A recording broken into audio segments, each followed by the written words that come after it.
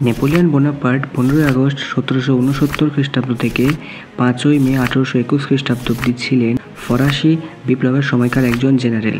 তিনি ফরাসি প্রজাতন্ত্রের প্রথম কনসাল ছিলেন। তিনি 18 মে 1804 থেকে 6 এপ্রিল 1814 পর্যন্ত ফ্রান্সের সম্রাট ছিলেন এবং পুনরায় 1815 সালের 20 মার্চ থেকে 22 জুন পর্যন্ত স্বল্প সময়ের জন্য ফ্রান্সের সম্রাট ছিলেন।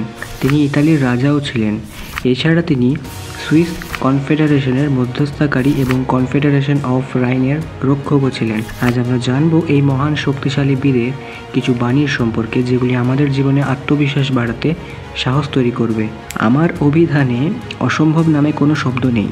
অসম্ভব শব্দটি মূর্খের অভিধানেই পাওয়া যায়। তোমরা আমাকে শিক্ষিত মা দাও, আমি তোমাদের শিক্ষিত জাতি দেব। মেয়েরা শুধু বাচ্চা বানানোর যন্ত্র।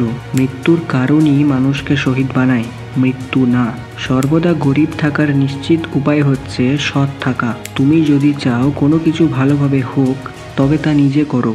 ইতিহাস হচ্ছে মিথ্যার সমষ্টি যাতে একমত পোষণ করা হয়েছে। ধর্মই গরিবদেরকে বিরত রাখে ধনীদের হত্যা করা থেকে। অন্তত 60,000 বই সঙ্গে না থাকলে জীবন অচল। আমি 3টি খবরের কাগজকে 1 লক্ষ বেইনেট অপেক্ষা বেশি ভয় করি। 100টি সিংহের দলের নেতা যদি একটি কুকুর হয়, তাহলে যুদ্ধে সিংহগুলো কুকুরের মতো মারা যাবে। আর যদি 100টি কুকুরের দলের নেতা যদি একজন সিংহ হয়, তাহলে কুকুরগুলো সিংহের মতো যুদ্ধ করবে। যখন আপনার শত্রু কোনো ভুল করে, তখন তাকে বাধা দিবেন না।